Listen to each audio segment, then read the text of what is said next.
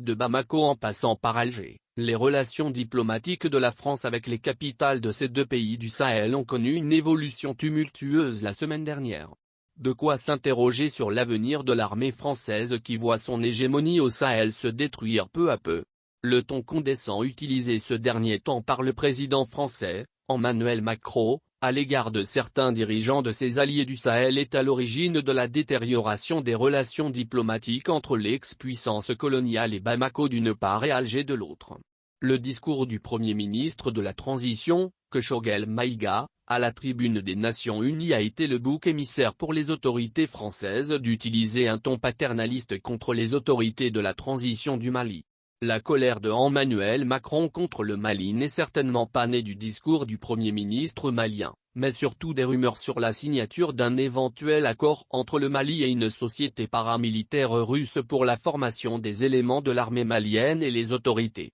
Bien que la France a consenti de nombreux efforts aux côtés des forces armées de défense du Mali et ses alliés du Sahel dans la lutte contre le terrorisme, elle ne doit pas perdre l'idée que le Mali est un pays souverain, donc libre de sceller un partenariat militaire avec n'importe quel pays du monde, à chaque fois qu'il estime que son intégrité territoriale est menacée. Et c'est ce que les autorités de la transition semblent comprendre en se tournant vers la Russie pour doter son armée d'une flotte aérienne et des équipements de type divers pour recouvrer son intégrité territoriale qu'elles ont perdue depuis près d'une décennie. Les autorités de la transition malienne n'ont-elles pas raison de trouver d'autres partenaires après 8 ans d'intervention de l'armée française sans que la menace terroriste ne soit totalement écartée? Alors qu'à peine la junte militaire ait relancé l'axe Bamako-Moscou pour que notre armée nationale soit dotée des hélicoptères avec des munitions offertes gratuitement pour renforcer nos forces armées et de sécurité. Cette acquisition de ces avions de combat unanimement saluée par la population permettra d'éviter aux soldats maliens d'être toujours dépendants des forces étrangères à chaque fois que les besoins d'un engin aérien se font sentir.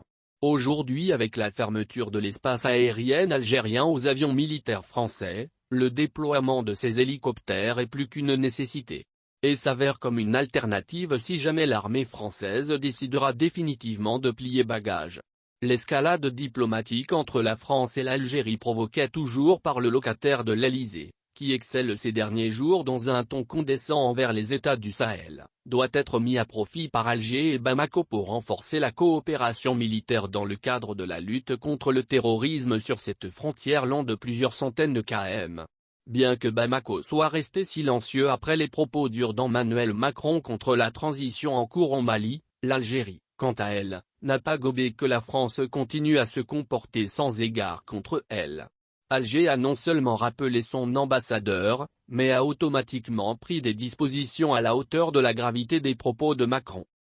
En procédant à la fermeture de ses frontières aériennes face aux avions militaires français qui tentent de se rendre au Sahel. Ce qui représente un coup dur pour Barkhane qui a nécessairement besoin de l'espace aérien des Algériens pour mener efficacement ses opérations contre les mouvements des groupes armés terroristes. La présidence algérienne dénonce l'ingérence inadmissible dans ses affaires intérieures et ne cache pas sa déception face aux propos de Macron qui, selon elle, heurtent fondamentalement les principes devant présider à une éventuelle coopération algéro-française en matière de mémoire. En attendant que les esprits se calment et d'un dénouement heureux soit trouvé sur cette escalade diplomatique d'une part entre la France et le Mali et l'Algérie d'autre part, Emmanuel Macron doit utiliser une diplomatie à l'égard de ses alliés du Sahel si jamais il voudrait que son armée continue à participer à la lutte contre les groupes armés terroristes. Un changement de ton qui serait profitable à tous tant pour la France et l'Algérie en passant par le Mali qui ont des intérêts dans ce vaste territoire du Sahara.